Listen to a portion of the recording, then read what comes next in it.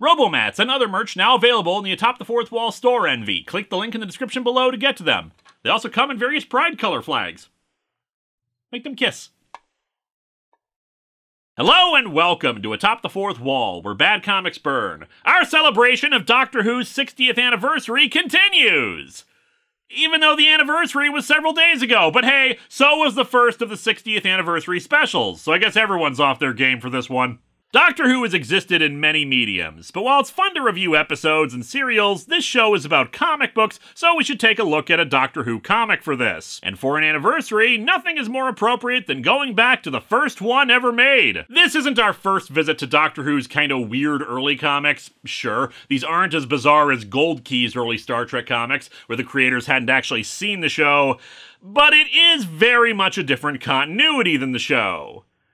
Yes, I know, continuity and Doctor Who are oftentimes at odds with each other, but you get my meaning. Sure, we can joke about what's canon to Doctor Who, but I think there are some things that are set in stone. The Doctor is an alien, his big around-the-inside ship is called a TARDIS, and he generally travels through time and space fighting villains. He is called the Doctor, etc. If a piece of media says that the show is actually about a normal human guy named Gary who lives in a split level while pretending to be a doctor to steal innocent people's money, I'm guessing that's probably not canon.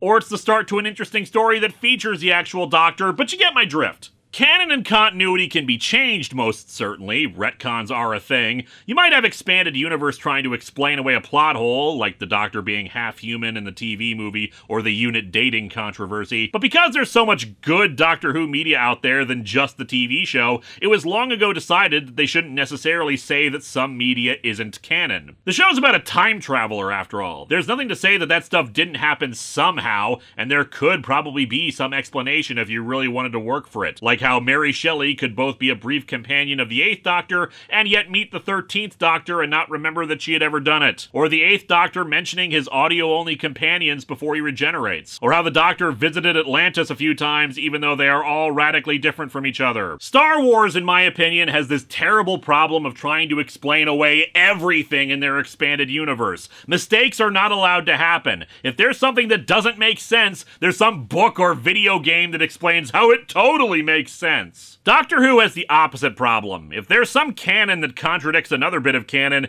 it's usually just kind of met with a shrug. Star Trek's approach is for fans to write obsessively about it in frustration and anger, even entire books dedicated to nitpicking those mistakes, and as it happens, yes, I do have opinions about continuity in modern Star Trek shows. Why do you ask? We're getting off track here. The first Doctor Who comics were made in TV comic, wherein they'd be released weekly with 2 pages at a time. Originally, they were in black and white and later colored in reprints, which is what we've got. So let's dig into TV comic number 674 and the first Doctor Who comic ever made, almost a year after it first premiered on TV, the Klepton Parasites.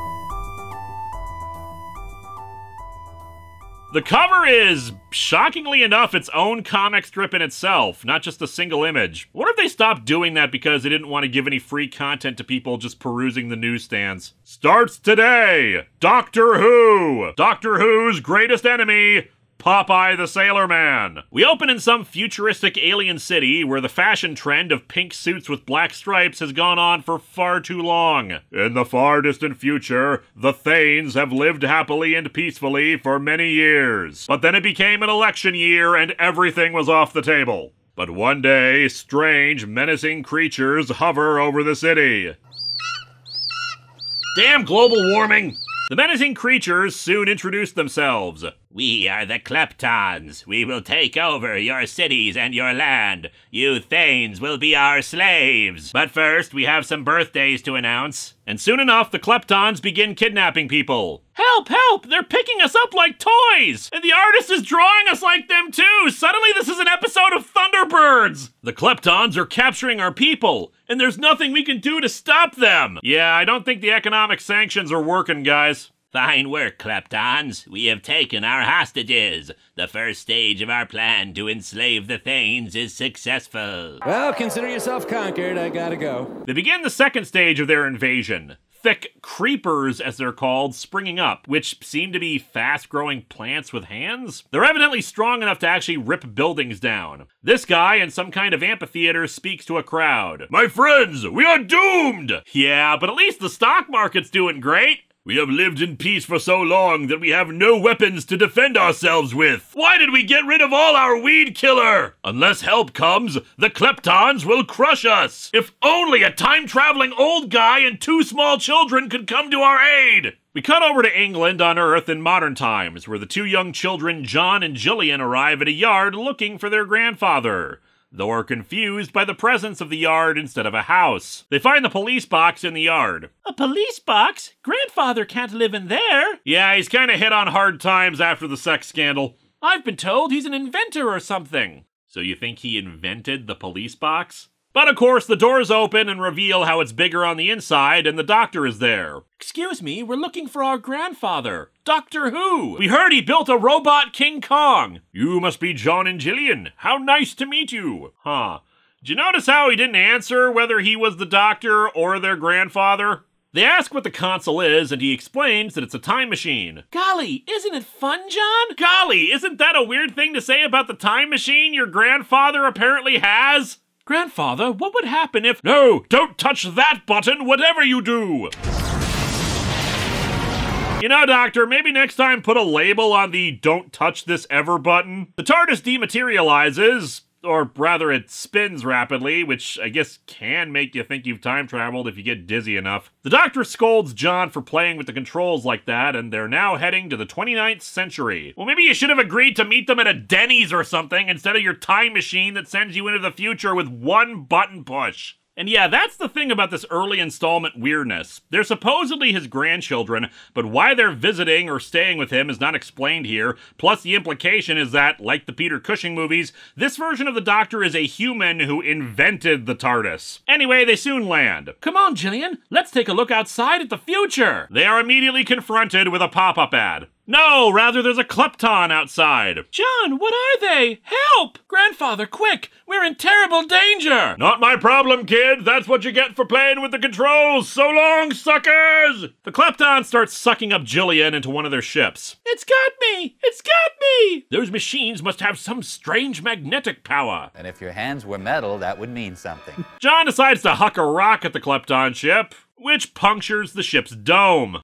Huh, maybe the Kleptons shouldn't have made their ships out of plastic wrap. The Klepton ship goes out of control and proceeds to crash and explode. This child now has a body count. The other Kleptons, upon spotting this, have but one strategy to employ. Run away! Run away! Run away! Like, it was a rock. The invading alien force has been driven off because a child threw a rock at their ship. And I'm not gonna begrudge the Thanes here for not thinking of this. They probably figured the same thing I did, that a spaceship probably could survive pebbles being chucked at them. Just saying, it sounds like the Klepton fleet was once utterly destroyed because of hail damage. For crying out loud, this is a Simpsons gag! Ah, he's got a board with a nail in it! it! Valda, the leader of the Thanes, comes out to greet our heroes. He explains that they don't know who the Kleptons are or why they came here, but a lot of their people have been kidnapped already and the cities are in danger of crumbling because of the creepers. They don't think there's any chance since they have no weapons,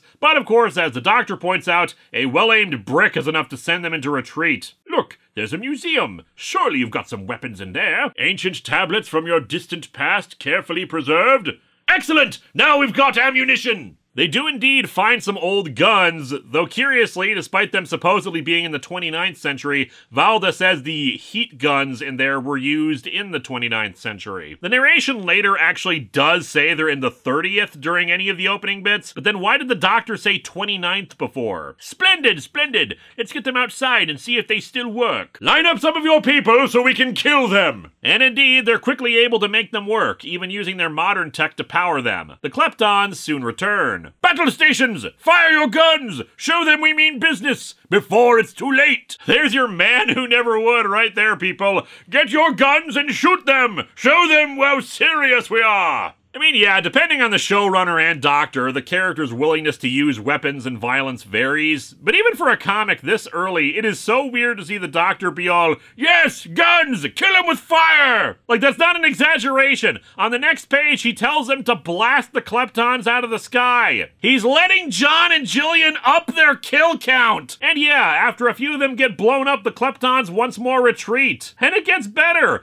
because the doctor points out that the Kleptons aren't defeated. They are ruthless, determined. They will come back. How the hell do you know? You never met the Kleptons before today. You can't say that he knew about them from before meeting his grandkids. He asked Valda who the Kleptons were earlier. But no, he is determined to follow them back and slaughter them at their home base. Screw the TV show, this guy deserves the title of The Oncoming Storm. One of the crashed Klepton ships isn't too badly damaged and they examine it, discovering that the Kleptons can't survive in the Thane's atmosphere. Over to the Kleptons and their ruling council, we get a better look at them and wow, so that's what a babelfish would look like as a person, huh? Anyway, they're pissed that the doctor was able to teach them to fight, which, come to think of it, was remarkably easy to do for a peaceful people, and decide to attack remotely using the creepers. And indeed, while the doctor speculates about fixing up the crashed Klepton ship, the creepers emerge from the ground and one grabs John. Grandfather, quick! The creeper's choking John! Oh, blast it all, child! I can't leave you alone for 5 minutes, can I? Where the hell's my death ray? And indeed, the doctor grabs one of the heat guns and blasts the creeper that grabbed him. So there's another for that old YouTube video showing off all the times the doctor killed or beat people up in Classic Who.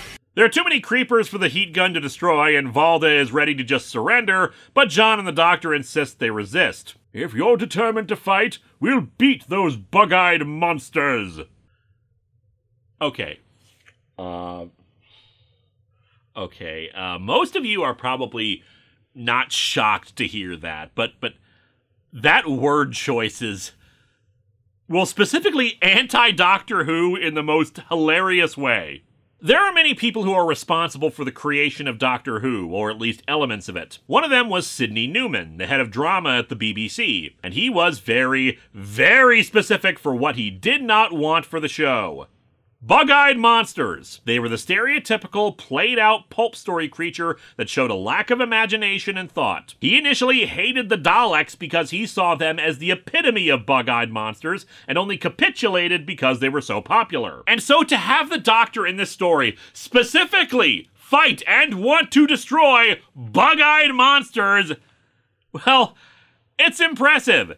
TV comics? This really is just the early Gold Key Star Trek comics all over again. My mistake! With the threat of the creepers increasing, they decide to get the Klepton ship up and running, apparently forgetting that vessel that moves in time and space that the Doctor has. A Klepton ship arrives to order them to surrender, but they tell it to piss off. Soon enough, the ship is repaired, and I guess no Thanes wanted to go deal with this because it's the Doctor, John, and Jillian who take the wheel. Grandfather, the creepers are pulling a building down and we're right in its path. The controls seem slugging. I can't get any height. Okay, which of you two enabled inverted controls while we were fixing it? They manage to dodge the building and head off in pursuit of the Klepton messenger ship, hoping it'll lead them to their base. Valda tries to comfort his citizens. My people, everything rests on the time travelers winning through. Also, I guess we know they're time travelers, because shut up.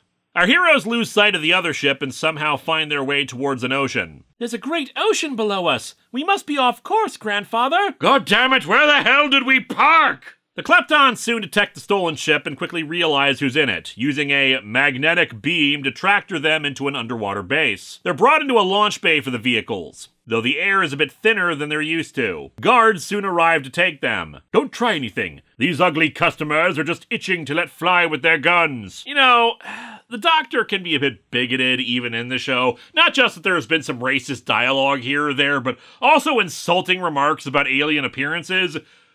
But it is just so weird to see him just be like, ugh, what ugly aliens! They're brought to their leader, Klepton 1, which really goes to show how lazy and ill thought out these aliens are. They can't even be bothered to give their leader a proper name. Klepton 1 explains that when their planet moved closer to the sun, millions of their species were killed, but the rest escaped to their underwater city. Their plan is to take the Thanes land and use them as slaves to produce energy for their factories and war machines. You inhuman monster! Not really that big of an insult to call the aliens inhuman, Doc. Our heroes are brought to a cell, where John reveals that he has a heat gun pistol that was never confiscated by the Kleptons. Using it, they burn through the wall of the cell and escape, although first John needs to really hurt his arm and wrist in this pose. Yeesh. In the corridor, 2 Kleptons block their path. Grab the gun, Grandfather. Open fire. I'll get the other guard. I want to strangle them with my bare hands, Grandfather. Burn them alive if I fail. In the only moment that feels more like the Doctor, he instead hits a Klepton over the head with the gun rather than shoot it, John punching out the other. God, their ships suck, a small child can beat them up, no wonder they have to go after a completely peaceful people if they want any chance of winning. John wants to head back to the bubble ships, but the Doctor says they'll be expected there. Instead, they head to the captured Thanes working in the reactor. They're guarded by an electric fence. Quickly, Doctor Who turns off the electricity. I guess there was just a big lever nearby that said power on or off. The Thanes help hide our heroes, who have come up with a plan to free everyone. After the Thanes finish their work shift, the Doctor speaks to them. They're all on board to stage a prison break, but they need to destroy the reactor that powers their city and ships to cripple their chances of continuing attacks. They soon make the attempt, overpowering some of the guards and stealing their guns to explore around and try to find out what they can about the Kleptons. They find a giant container where they produce the creepers, but are soon discovered by their captors. They take cover behind the creeper machine, but the Kleptons open fire and smash the container, creepers soon escaping out of it. It grabs one of the Thanes. There's only one thing to do, but it's a chance in a million. Kleptons, I am your father. Roll for deception. The Doctor quickly rushes over to the controls of the creepy crawler machine and sets the dial to attack the Kleptons and not us. Once the security is dealt with, the Doctor adjusts the controls to have the creepers destroy the reactor. Our heroes and the Thanes quickly get to the ship bay, filling up as many of them as they can take. And I guess the Thanes are a quick study in alien ships because they take to flying them pretty fast. They all fly off away from the underwater base as the reactor goes, blowing up the entire Klepton city. That's the end of the Kleptons and their evil plans. The Doctor has destroyed a complete species. The charge must now be genocide. And so our comic ends with everyone returning to the Thane city. Valda inviting the Doctor and the kids to stay a while, but the Doctor says he needs to get the kids back to the 20th century. Spoilers, he does not. This comic sucks. Like, I'm willing to forgive a lot. The 2 grandchildren, the TARDIS is his invention, some stilted dialogue since it was just how comics were written back then, the adventure being fairly simple good versus evil kind of things. But then there's just how the Doctor is always resorting to violence, wants to completely destroy the Kleptons without offering any kind of peaceful solution. They are still people trying to survive after a catastrophe after all. Sure, they're the bad guys. They're still the ones destroying the Thane city and kidnapping them to be slaves, but the Doctor never even broaches the subject of peace and coexistence. It's just, kill them all! Let's hunt them down and kill them some more! And it's made no better that he seems to encourage John being so violent as well. Sure, sometimes the Doctor needs to resort to violence because a peaceful solution just isn't possible. The Daleks, the Vervoids, etc. But I'd assume he'd want better of children. The art is fine, kind of wobbly line work, but it's unfair to judge 1960s comic art by the same standards as the modern day, and honestly it feels like this is more detailed than a lot of American comics at the time. The Kleptons themselves look appropriately alien and weird, just this uncanniness to them that can make it difficult to look at them, so kudos there. But everyone, especially the Doctor, seems very short for some reason. This is not a great first outing, especially since it's also supposed to introduce us to the Doctor's grandchildren, well, with them being original creations for the strip, and all we learn is that John is a bloodthirsty idiot and Jillian is there. Next time, let's continue the 60th anniversary celebration with a very important part of Doctor Who media, the audio dramas, and try to remember one important fact: Christmas wouldn't be Christmas without Mrs. Baddeley's plum pudding.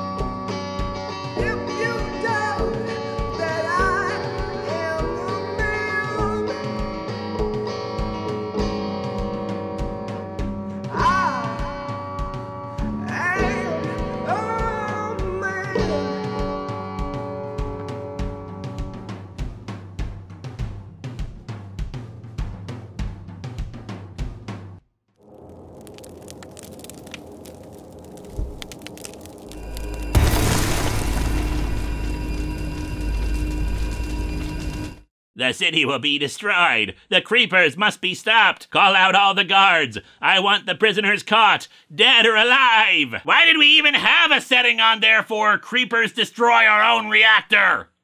Hello, my friends. Please take a moment to like this video, subscribe to the channel, and click the bell for notifications on new video releases. If you'd like to support future videos, you can check out my Patreon or purchase a t-shirt via Teespring or Shark Robot. Thanks for watching.